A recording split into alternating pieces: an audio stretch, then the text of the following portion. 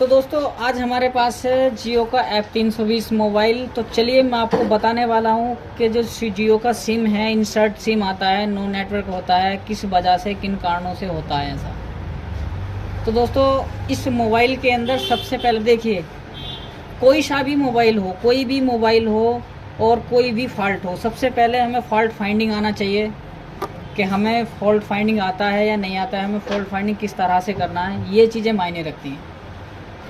तो हमें पता कैसे चलेगा कि इसके अंदर क्या फॉल्ट है, किस वजह से हमारा सिम नहीं चल रहा है, किस वजह से इंसर्ट सिम आ रहा है। आज ये चीज़ें मैं आपको वन बाय वन क्लियर करने वाला हूँ। देखिए, ये तो मेरा मोबाइल है और इसके अंदर हार्डवेयर से फॉल्ट है। कभी कभी क्या होता है कि सॉफ्टवेयर के फॉल्ट में भी इंसर्ट सिम आता है। सॉफ्टवेयर का फॉल्ट क्या होगा, मान लीजिए आपके मोबाइल में अगर IMEI नंबर नहीं आता है या 0 दिखाता है, तब भी इंसर्ट सिम की प्रॉब्लम आती है फ्रेंड्स।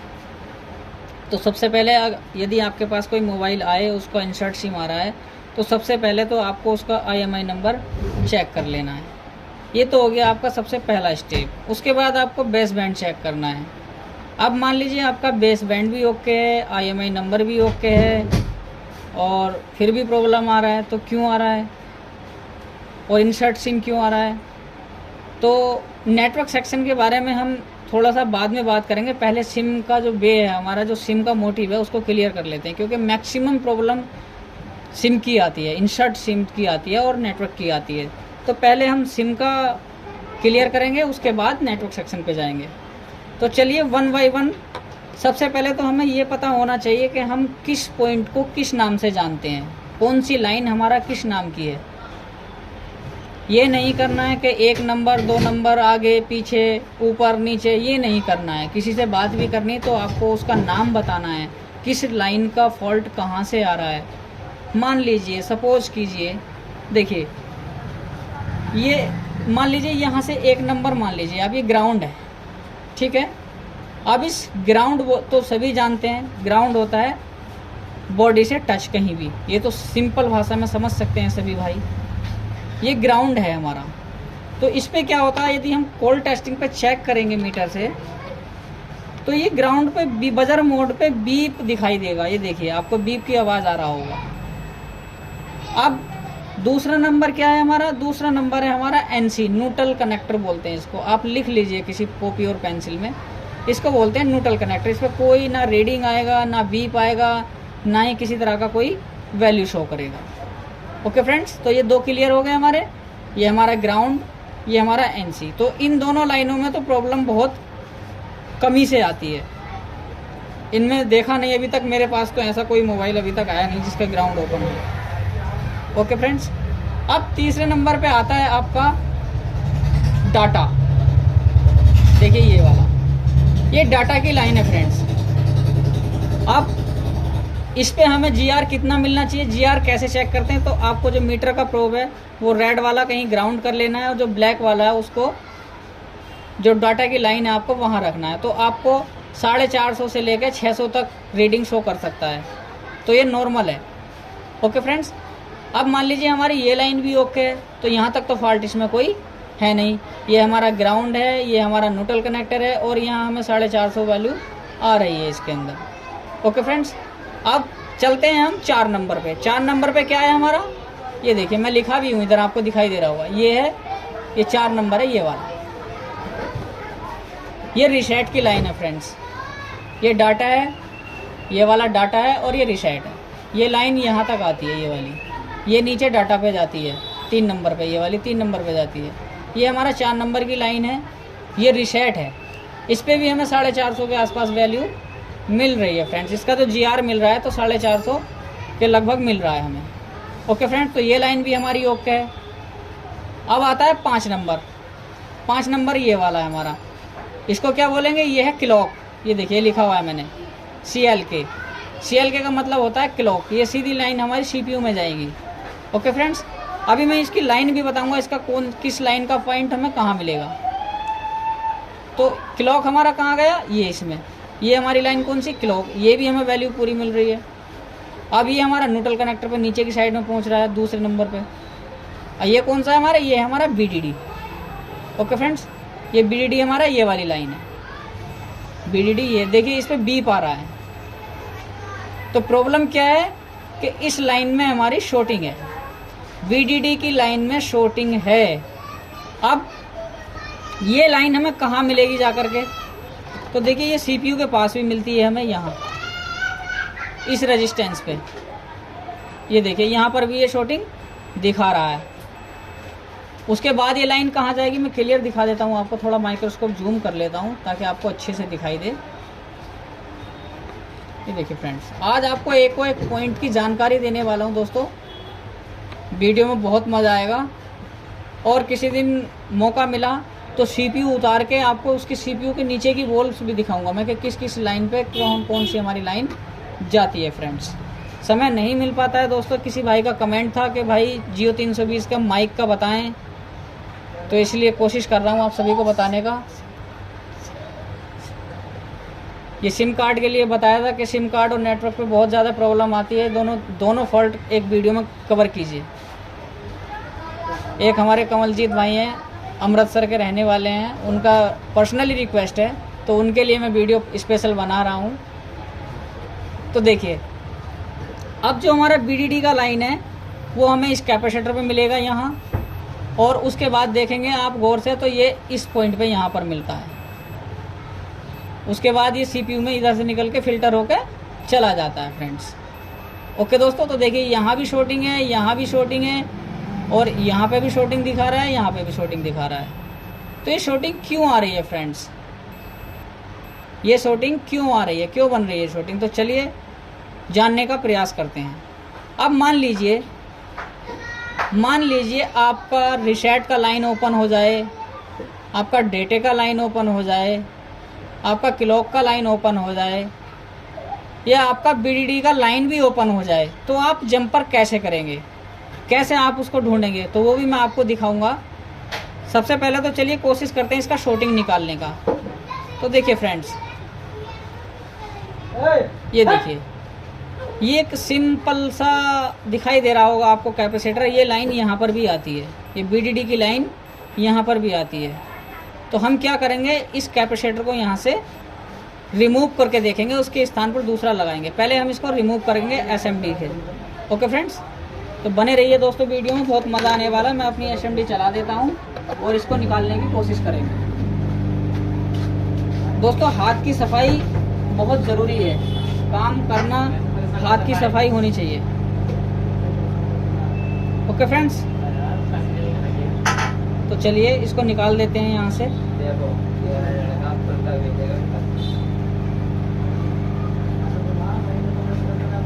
बड़े प्यार से काम करना है आपको, कोई और कंपोनेंट आपका ना निकले, ये ख्याल रखना है। आप चाहें तो इसको तोड़ भी सकते थे, लेकिन तोड़ना सॉल्यूशन नहीं है। कंपोनेंट के बदले हमें कंपोनेंट ही लगाना चाहिए, क्योंकि कंपोनेंट जब कंपनी लगा के दे रही है तो उसका कोई ना कोई मोटिव है। आपको बदल के दूसरा लगाना ही पड़ेगा।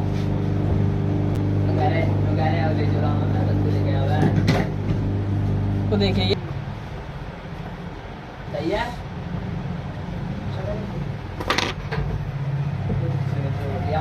तो चलिए इसको कर देते हैं यहाँ से क्लीन, और देखेंगे हमारा शॉर्टिंग हटता है कि नहीं हटता है फ्रेंड्स।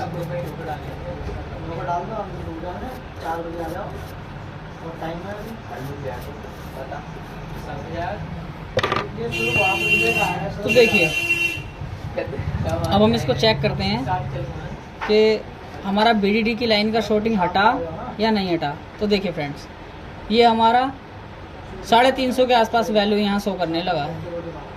ओके फ्रेंड्स, अभी बहुत से भाई क्या करते हैं, ये देखिए बहुत से भाई क्या करते हैं कि यहाँ से लेकर VDD के इस पॉइंट से लेकर यहाँ से लेकर और डायरेक्ट यहाँ जंपर लगा देते हैं। तो चलिए मैं आपको CPU के पास भी दिखा देता हूँ कि वहाँ से शॉर्टिंग हटी या नहीं हटी। देखिए इस कैप पे शॉर्टिंग आ रही थी यहाँ, अब लेकिन शॉर्टिंग नहीं है। ये देखो इधर साइड में इधर ग्राउंड दिखा रहा है, क्योंकि इधर तो ग्राउंड है ही तो इसलिए दिखाएगा, लेकिन यहाँ से शॉर्टिंग हट चुकी है फ्रेंड्स। कारण क्या है, एक हमारा सिर्फ ये वाला कैप शॉर्ट होने की वजह से ये शॉर्टिंग हमारी बनी हुई थी। ये कैप शॉर्ट होने की वजह से शॉर्टिंग हमारी बन रही थी। अब देखिए एक कॉइल लगी हुई है इधर, यहाँ पर मैं इसको आपको BDD के ऊपर पॉइंट पे रख के चेक करा के दिखाता हूँ। ये देखिए यहाँ पे ये कंटिन्यूटी आ रहा है, देखिए यहाँ से लेके और यहाँ तक कंटिन्यूटी आ रहा है। यदि हम ये कॉइल ओपन कर देते हैं, ये कॉइल अगर हमारी ओपन हो जाती है तो रेजिस्टेंस की वैल्यू तो दिखाएगा वहाँ पर, लेकिन सिम फिर भी नहीं चलेगा। क्यों नहीं चलेगा? क्योंकि ये वाली नीचे वाली जो सप्लाई है हमारी, ये जाती है पावर IC में। बहुत ध्यान से सुनना, बहुत काम की बात बता रहा हूँ, कोई भी नहीं बताएगा आपको। BDD की लाइन में 2 सप्लाई आती हैं और जब तक दोनों सप्लाई का कॉम्बिनेशन नहीं बनेगा तब तक ये सिम कार्ड वर्क नहीं करेगा। ये जीरो कॉइल लगी है, रेजिस्टेंस जो लगा हुआ है तो 0 वैल्यू का है। ओके फ्रेंड्स, ये 0 ओम का रेजिस्टेंस है। आप यहाँ जंपर भी कर सकते हैं, इसको शॉर्ट भी कर सकते हैं आपस में। ओके फ्रेंड्स, तो यहाँ नीचे ये लाइन तो जाती है हमारी सीधी, ये वाली नीचे के सिरे से लाइन जाती है आपकी सीधी पावर IC में, जो इसके PM 8909 लगा हुआ है। और जो ऊपर वाला सिरा है, इस सिरे से जो पूरी ये सप्लाई जाती है हमारी CPU के पास, जहाँ हमने अभी यहाँ पे इस कैप पे ये जो चेक किया था, इस वाले कैप पे ये ऊपर के सिरे से आती है यहाँ तक सप्लाई। अब हम कंटिन्यूटी चेक करेंगे यहाँ से कि हमारी बात सही है या गलत है, कि कंटिन्यूटी यहाँ पर आ रहा है कि नहीं। तो चलिए कोशिश करते हैं। तो देखिए फ्रेंड्स, ये हमारा कंटिन्यूटी यहाँ से हमें मिल रहा है फ्रेंड्स। ये देखिए दोस्तों, मैं दिखाने की कोशिश करता हूँ आपको। ये माइक्रोस्कोप है, थोड़ा एरिया कम जूम होता है। ये देखिए, ये वहाँ तक कंटिन्यूटी हमें मिल रहा है फ्रेंड्स। अब बताने का मकसद यही है फ्रेंड्स कि आप स्टेप बाय स्टेप काम करें और ट्रेसिंग करें। ट्रेसिंग इसी तरह से करनी है आपको। सबसे पहले देखना है कि शॉर्टिंग किस वजह से बनी, कहाँ से बनी। तो सबसे पहले जो करीब में हमारा कैपेसिटर लगा हुआ, जो कैप लगा हुआ, आप उसको निकाल के देखेंगे। इसके बदले आप ना भी लगाएंगे तो काम चलता रहेगा आपका, लेकिन लगा देंगे तो अच्छा रहेगा। क्योंकि निकाल के रखना सॉल्यूशन नहीं होता, उसको वापस में लगाना भी प्रॉपर वर्क होता है। तो हमें प्रॉपर वर्क करना है, ना कि सॉल्यूशन। केवल सॉल्यूशन से काम नहीं करना है, हमें प्रॉपर वर्क करना है। क्योंकि कंपनी जब कंपोनेंट लगा के देती है तो उसका कोई ना कोई मेथड ज़रूर होता है लगाने का, कोई ना कोई मकसद ज़रूर होता है किसी भी कंपोनेंट को लगाने का। अब बात आती है दूसरी कि इस कॉइल का जो रोल है, तो ये 2 लाइनों को आपस में कनेक्ट करता है, CPU की लाइन को और जो आपकी पावर IC होती है उसकी लाइन को।